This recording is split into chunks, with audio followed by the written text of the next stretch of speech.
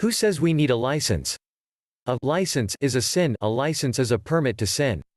A conscientious objector is not what you thought it to be. Oh, in the combat sense of the word it may be, but it hits a lot closer to home than that. Are you licensed? Yeah, do you have a license? If so, you're condemned by your Creator. That statement was thrown in to get you to discover a well-hidden truth. A crafty bargainer has duped you.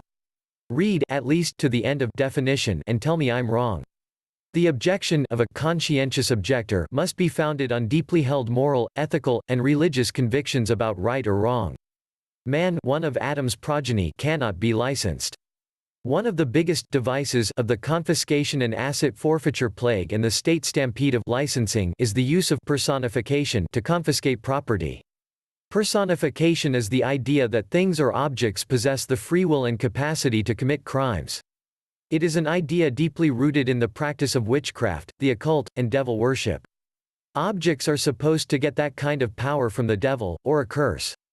A license issued by a fiction, corporation, government entity, etc. is a permit rendered to another fictional legal entity to do what would be otherwise against natural law. The license is a permit for you to lie to your senses, allow a fiction to rule over truth. Definitions follow. A license to lie to the senses equals license, a permit to lie to the senses. Jude chapter 1 verse 4 For there are certain men who crept in secretly, even they who were of old written of beforehand to this condemnation, ungodly men, turning the grace of our God into lasciviousness, and denying our only Master, God, and Lord, Jesus Christ. Strong's Concordance, lasciviousness, wantonness, word number 766 unbridled lust, excess, licentiousness, lasciviousness, wantonness, outrageousness, shamelessness, insolence. Lasciviousness and wantonness mean licentiousness. Heritage Dictionary, C.C.A.N.J. 1. Lacking moral discipline or ignoring legal restraint. 2. Having no regard for accepted rules or standards. Latin licenti 1/2 sus, from licentia, freedom, license. See license. License n. 1. A. Official or legal permission to do or own a specified thing. See synonyms at permission. B. Proof of permission granted, usually in the form of a document, card, plate, or tag, a driver's license. 2. Deviation from normal rules, practices, or methods in order to achieve a certain end or effect, poetic license. 3. Latitude of action, especially in behavior or speech. See synonyms at freedom. 4. A. Lack of due restraint, excessive freedom, when liberty becomes license, dictatorship is near. Will Durant, B. Heedlessness for the precepts of proper behavior, licentiousness. Remember, the legal definition of license is a permit to do something that would otherwise be illegal. Remember also, that legalese only gives enough information to place the inquirer off balance and believe the intended meaning of the person defining the word, quite often to the believer's injury. World English Bible 2 Peter chapter 2 verse 18 For, uttering great swelling words of emptiness, they entice in the lusts of the flesh, by licentiousness, those who are indeed escaping from those who live in error. Darby Bible Mark chapter 7 verse 22 Thefts, covetousness, wickedness, deceit, licentiousness, a wicked eye, injurious language, haughtiness, folly. 2 Corinthians chapter 12 verse 21 Lest my God should humble me as to you when I come again, and that I shall grieve over many of those who have sinned before, and have not repented as to the uncleanness and fornication and licentiousness which they have practiced. Galatians chapter 5 verse 19 Now the works of the flesh are manifest, which are fornication, uncleanness, licentiousness. KJV Psalms 5-6 Thou shalt destroy them that speak leasing, the Lord will abhor the bloody and deceitful man. Leasing, strong number, 3577 A lie, untruth, falsehood, deceptive thing. Leasing is just another word for licensing. Licensing, or licentiousness, is the factor that has placed us back into bondage. Deuteronomy chapter 28 verse 68 And the Lord shall bring you into Egypt again with ships, by the way whereof I spoke unto you, you shall see it no more again, and there you shall be sold unto your enemies for bondmen and bondwomen, and no man shall buy you. What does the power elite call United States? New Egypt. And it is a fiction, you shall see it no more again. And you have been brought into slavery by way of artificial vessels, ships, called a straw man. And no man bought us as slaves, we sold ourselves into bondage to our enemies who never paid a dime for our credit or us. Isaiah chapter 52 verse 3, Ye have sold yourselves for naught, and ye shall be redeemed without money. End of definitions. Now, move into truth like you've never known it and learn how to escape from Egypt. Just remember, a license is a permit to lie. Colossians chapter 2 verse 20 NIV Since you died with Christ to the elemental spiritual forces of this world, why, as though you still belong to the world, do you submit to its rules? Bottom line, a license, any license, all licenses place us in a subordinate slave position. Licenses apply only to the fiction, the unreal, the not alive. To have a license is truly against my religion. All governments are corporations. Proprietors of Charles River Bridge v. Proprietors of 36 U.S. 420 1837 verifiable at http://laws.finlaw.com/us/36/420.html. Corporations are also of all grades, and made for varied objects. All governments are corporations, created by usage and common consent, or grants and charters which create a body politic for prescribed purposes, but whether they are private, local or general, in their objects, for the enjoyment of property, or the exercise of power, they are all governed by the same rules of law, as to the construction and the obligation of the instrument by which the incorporation is made. There is a circus of conflicting deceitful codes that act as the operating procedures of the federal corporation, the United States. Yes, the United States is a corporation. See 28 U.S.C. Section 30,020-15. The states are sub-corporations of the federal United States, the aforementioned corporation. See 1934, State Compact Act, Buck Act, 4 U.S.C. Section 101. From the earliest of times the law has enforced rights and exacted liberties by utilizing a corporate concept, by recognizing, that is, juristic persons other than human beings. The theories by which this mode of legal operation has developed, has been justified, qualified, and defined are the subject matter of a very sizable library. The historic roots of a particular society, economic pressures, philosophic notions, all have had their share in the law's response to the ways of men in carrying on their affairs through what is now the familiar device of the corporation. Law has also responded to religious needs in recognizing juristic persons other than human beings. U.S.V., Scoffany Corporation of America, 333 U.S. 795 1948. The government may carry on its operations through conventional executive agencies or through corporate forms especially created for defined ends. Federal Crop Insurance Corp. v. Merrill, 332 U.S. 380-388 1947. There is a war going on and the battle is for your mind. They are getting to your mind by going through changing your name. In Merriam-Webster, p.g. 1534, under international law of warfare, all parties to a cause must appear by nom de guerre, because an alien enemy cannot maintain an action during the war in his own name. Using this nom de guerre, you are in conflict, battle in the current, secret, commercial war. As per article by Chuck Morse, is the national emergency of FDR still in place? You will find that this was a classic example of sleight of hand. In fact, Congress exempted all laws, based on the emergency of 1933 that were already in place. Rather than being based on the authority of the President under a national emergency, these federal laws have now been codified as a permanent part of the U.S. Federal Code.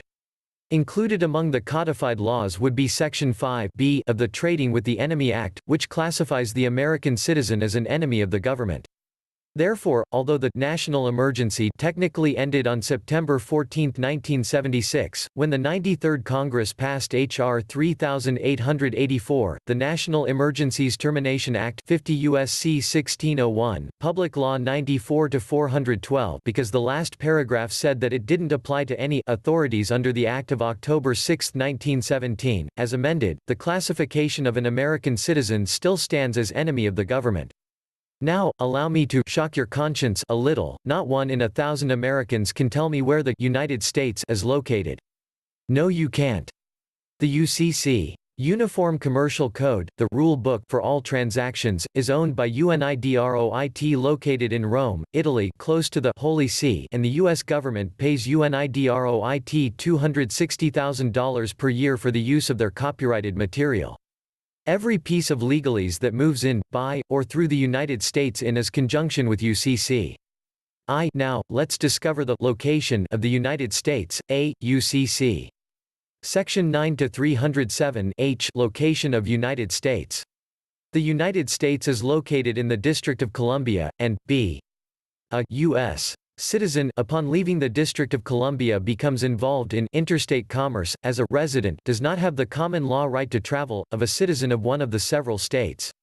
Hendrick v. Maryland S.C. Reporters Road 610-625. 1914, and c. It is clear that a U.S.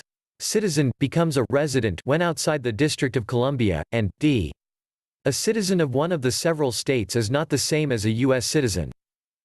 See also Internal Revenue Code Section 7701-39, which reads, A.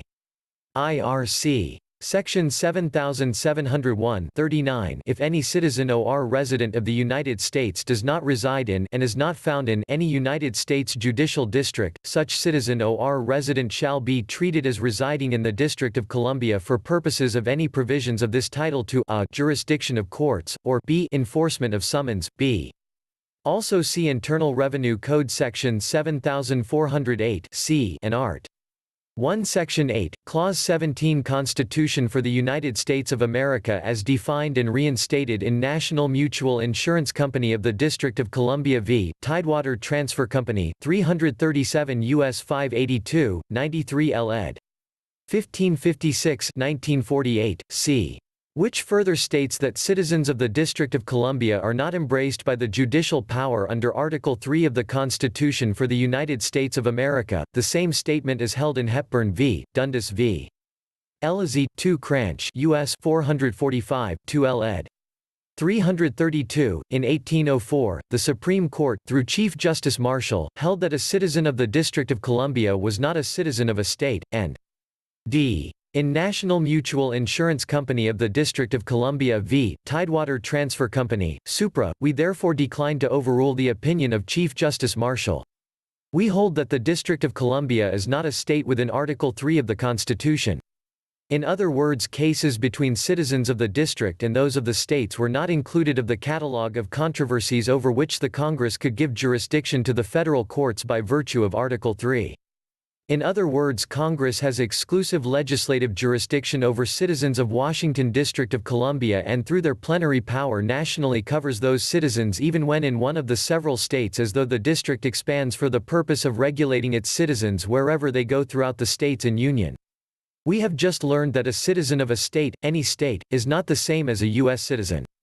Let's discover the primary differences. The privileges and immunities of citizens of the United States do not necessarily include all the rights protected by the first 8 amendments to the federal Constitution against the powers of the federal government. Maxwell v. Dow, 176 U.S. 581, 597, 1899. Warning: chew the next one up real good before you attempt to swallow it. The right of trial by jury in civil cases, guaranteed by the 7th Amendment, Walker v. Sauvanet, 92 U.S. 90, 23 L. ed.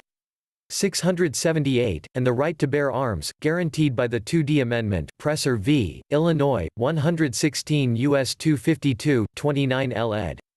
615, 6 Sup. Court. Rep. 580, have been distinctly held not to be privileges and immunities of citizens of the United States. Twining v. New Jersey, 211 U.S. 78, 98, 1908. All offices attached to the seat of government shall be exercised in the District of Columbia, and not elsewhere, except as otherwise expressly provided by law. 4 U.S.C. Section 72. So, somebody has stepped way over the line, but how did they do it? You gave them a license to do it. Remember, under international law of warfare, all parties to a cause must appear by nom de guerre, because an alien enemy cannot maintain an action during the war in his own name. Merriam-Webster, p.g. 1534. And, The Oxford English Dictionary, 2nd, ed., Clarendon Press, 1989. It is by international doctrine that the use of nom de guerre would indicate a state of war. It is with the enforcement of obedience military jurisdiction by vi et armis force of arms that we can know the government, public law, public servants are waging war against the private citizen and the people. If you're writing tickets, fines, fees, receipts, etc., you're waging economic war on your mother, father, and kindred. According to Digest of International Law, Volume 10, and pages 95 to 127, the Departments of State, Justice, Commerce, and the Treasury, in disregard to the administrative orders of the President, conduct an alien enemy program whose sole purpose is to unconstitutionally seize the properties of all private citizens, militarily, with the aid of such maritime hypothecations as bottomry bonds, etc. Volume 20, Corpus Juris Sec. Section 1785, the United States government is a foreign corporation with respect to a state. NY Re. Merriam 36 NE 505141 S. Court 1973, 41 L. ed. .287. Now, do you recall that I stated above that you gave them a license by way of your name? Bouvier's Law Dictionary, 8th ed., pg. 2287. The omission of the Christian name by either plaintiff or defendant in a legal process prevents the court from acquiring jurisdiction. Your Christian name is not in all uppercase letters. And, to be a little more explicit, a Delaware corporation demands that a corporation has a last name. Figure that one out, especially when your family name is not part of your Christian appellation. Enter, the Clearfield Doctrine as the use of private corporate commercial paper, debt currency or securities is concerned, removes the sovereignty status of the government of we the people and reduces it to an entity rather than a government in the area of finance and commerce as a corporation or person. Governments descend to the level of a mere private corporation and take on the characteristics of a mere private citizen. This entity cannot compel performance upon its corporate statute or rules unless it, like any other corporation or person, is the holder in due course of some contract or commercial agreement between it and the one upon whom the payment and performance are made and are willing to produce said documents and place the same evidence before trying to enforce its demands called statutes. For purposes of suit, such corporations and individuals are regarded as entities entirely separate from government. Clearfield Trust Co., v. United States 318 U.S. 363–371. When governments enter the world of commerce, they are subject to the same burdens as any private firm or corporation. U.S. v. Burr, 309 U.S. 242 c. 22 U.S.C.A. 286e, Bank of U.S. vs. Planters Bank of Georgia, 6L, ed. 9 Wheat 244, 22 U.S.C.A. 286 et seq. CRS. 1160-103 Note, under the Clearfield Doctrine, the courts are no longer government entities in that they are demanding private monies and must have a contract with you to compel performance. They are no more special as a normal business than your local Jack in the Box. Does the court demand payment in a certain species? U.S. Did the court make payment on the record, or by way of agreement of any entry fees, etc.?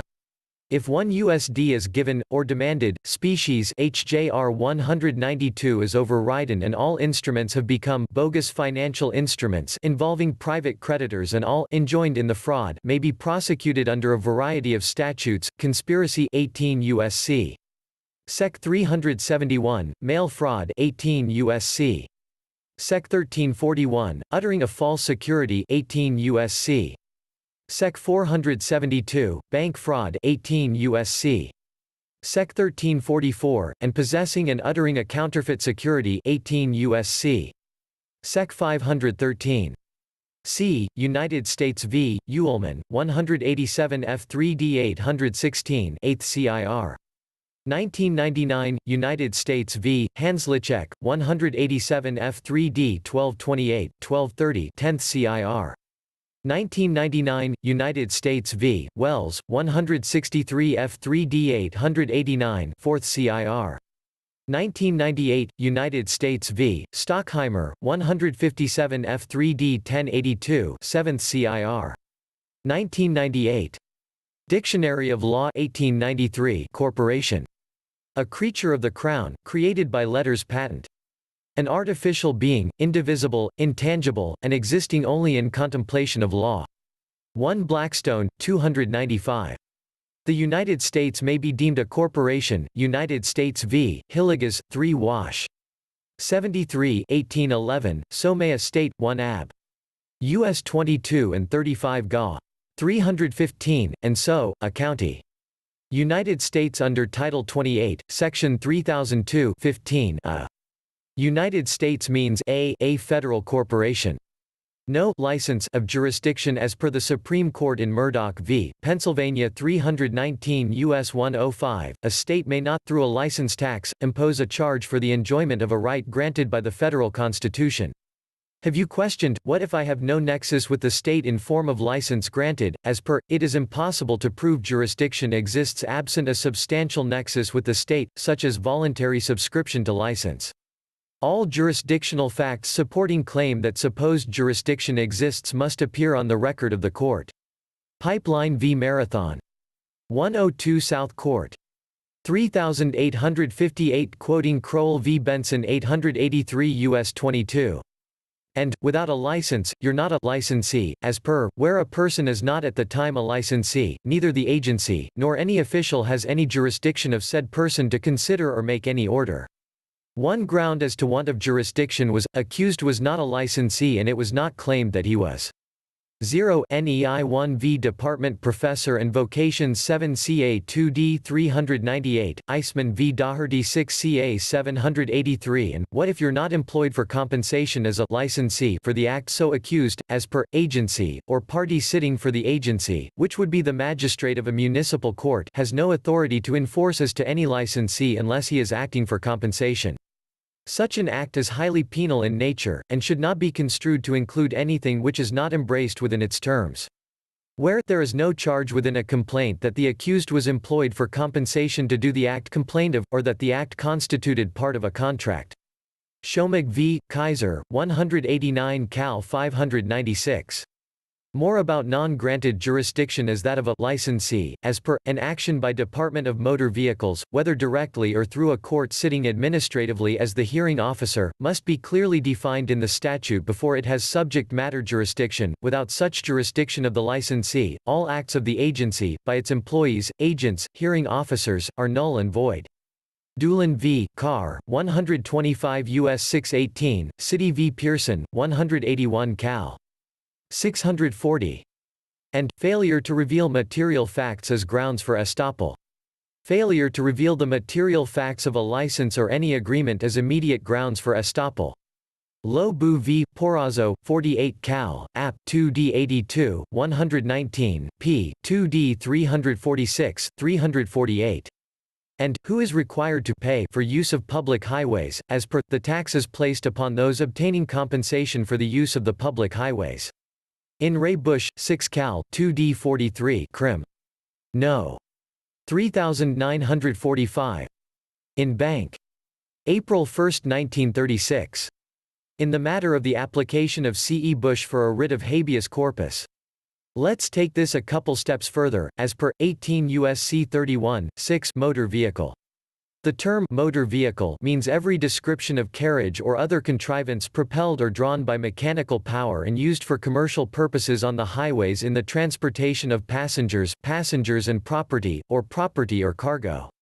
And, as per, 18 U.S.C. 31, 10 used for commercial purposes.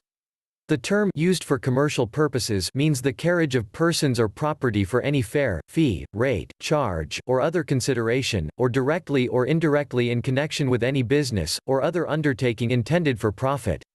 Miscellaneous points.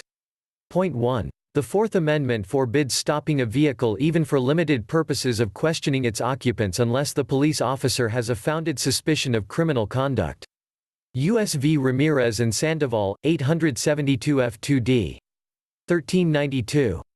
Point 2. An action by Department of Motor Vehicles, whether directly or through a court sitting administratively as the hearing officer, must be clearly defined in the statute before it has subject matter jurisdiction. Without such jurisdiction of the licensee, all acts of the agency, by its employees, agents, hearing officers, are null and void. Doolin v. Carr, 125 U.S. 618, City v. Pearson, 181 Cal. 640. Point 3. Agency, or party sitting for the agency, which would be the magistrate of a municipal court, has no authority to enforce as to any licensee unless he licensee is acting for compensation. Such an act is highly penal in nature, and should not be construed to include anything which is not embraced within its terms. Where there is no charge within a complaint that the accused was employed for compensation to do the act complained of, or that the act constituted part of a contract. Schomig v. Kaiser, 189 Cal 596. Point 4. The high courts, through their citations of authority, have frequently declared, that, where any state proceeds against a private individual in a judicial forum, it is well settled that the state, county, municipality, etc., waives any immunity to counters, cross-claims and complaints, by direct or collateral means regarding the matters involved. Luckenbach v. The Thekla, 295 F 1020, 226 Us 328, Leiters v. Lund, 32 F 2d 308.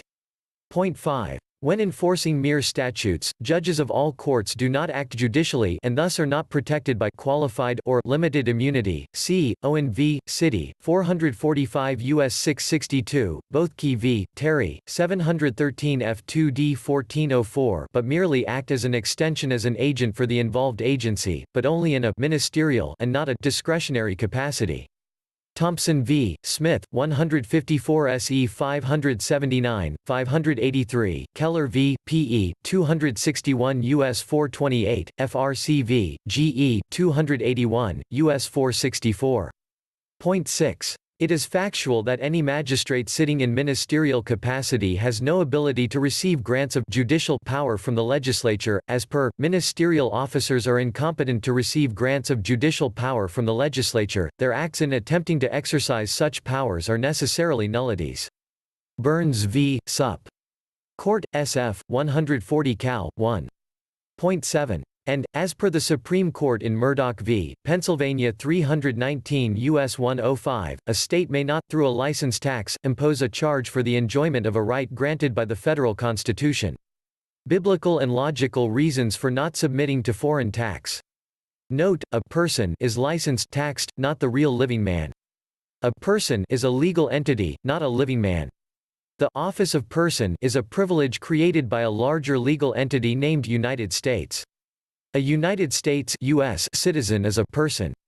This office of person is a license from a larger licensed corporation. Homo vocabulum est natura, persona juris civilis, man is a term of nature, person of civil law.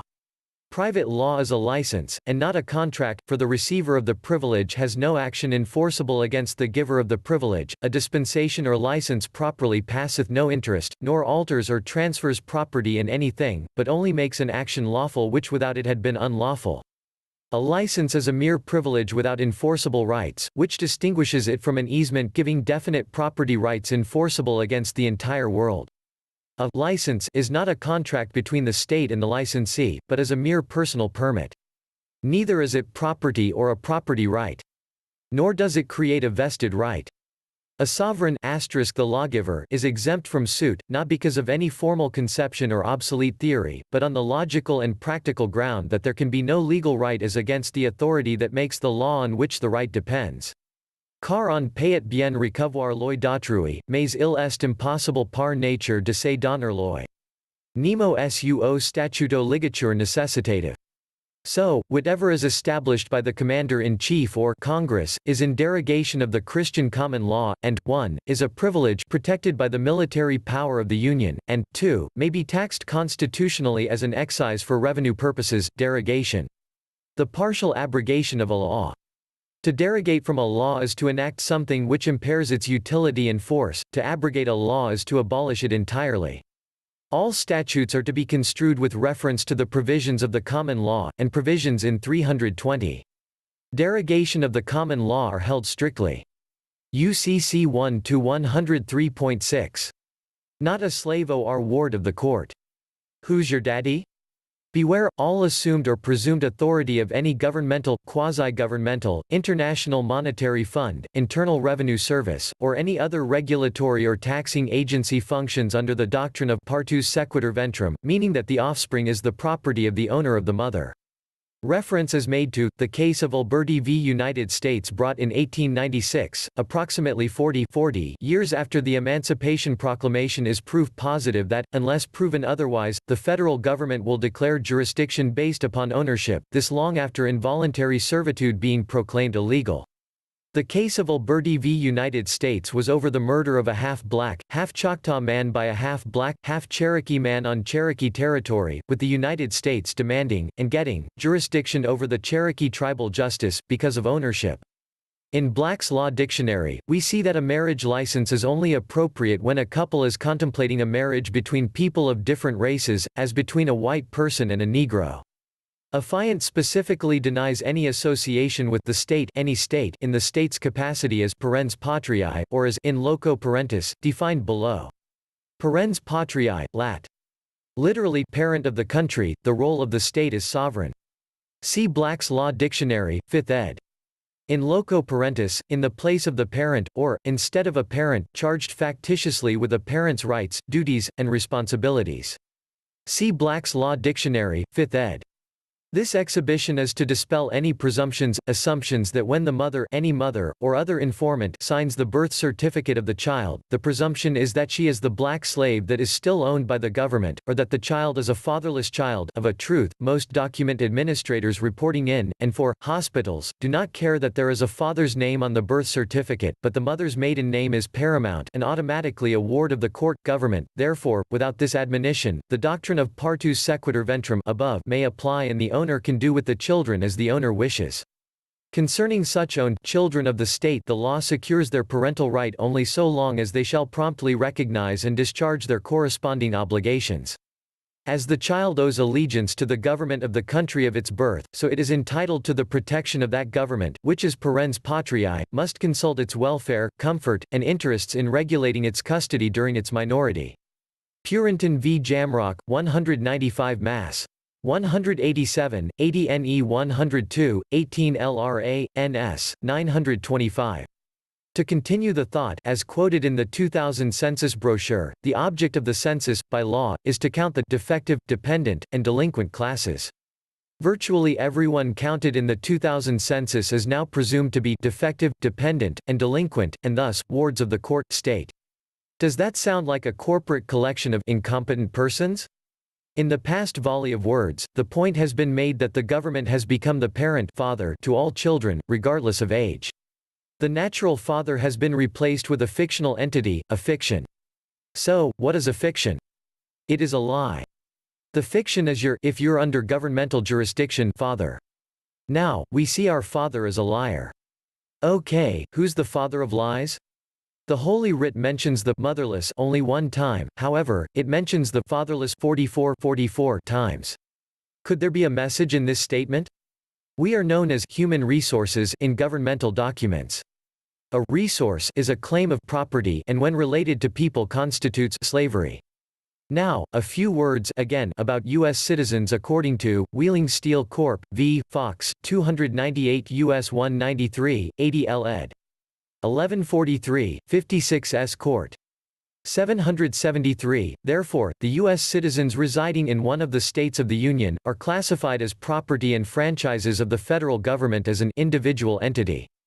Oh, and a couple more things, you grant a license if you hire, or obtain, an attorney, as per 7 CJS, Section 2, 3, and 4. A client is one who applies to a lawyer or counselor for advice or direction in a question of law, or commits his cause to his management in prosecuting a claim or defending against a suit in a court of justice. One who retains the attorney, is responsible to him for his fees, and to whom the attorney is responsible for the management of the suit. One who communicates facts to an attorney expecting professional advice.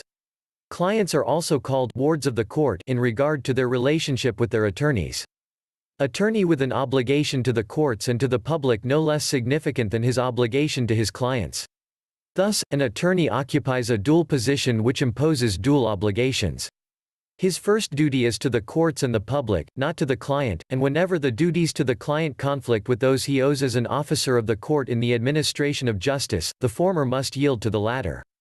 Also, wards of the court are infants and persons of unsound mind. Davis's Committee v. Loney, 290 Kentucky. 644, 162 SW2D 189, 190 Their rights must be guarded jealously.